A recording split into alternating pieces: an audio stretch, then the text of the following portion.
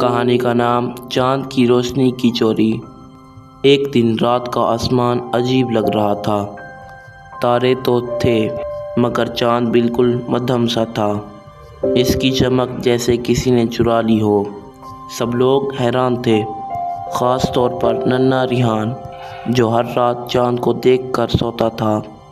ریحان نے اپنی دادی سے پوچھا، آج چاند اتنا کمزور کیوں لگ رہا ہے؟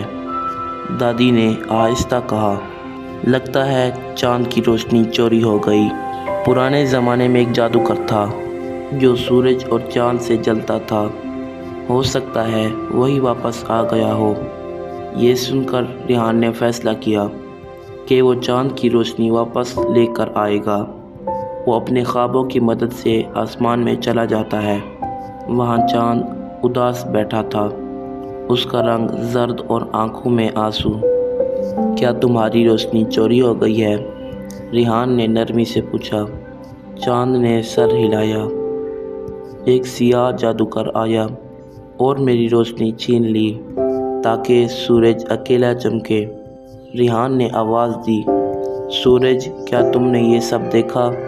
سورج نے اپنی سنہری کرنوں سے جواب دیا، میں نے دیکھا مگر میری روشنی سے وہ چھپا ہوا تھا۔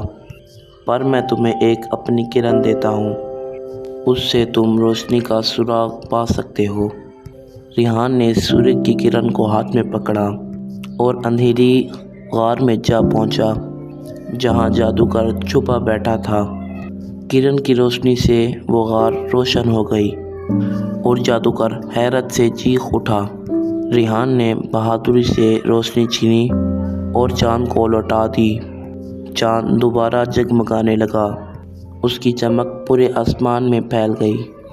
ریحان، تم نے ایک دوست کی طرح میری مدد کی، چاند نے کہا۔ جب ریحان آنکھیں کھولتا ہے وہ اپنے بستر پر ہوتا ہے۔ باہر آسمان پر چمکتا چاند اسے دیکھ کر مسکرا رہا ہوتا ہے، جیسے کہتا ہو، شکریہ میرے دوست۔ اس کہانی کا سبق: سچی دوستی اور حوصلہ اندھیری رات میں بھی روشنی لے آتا ہے۔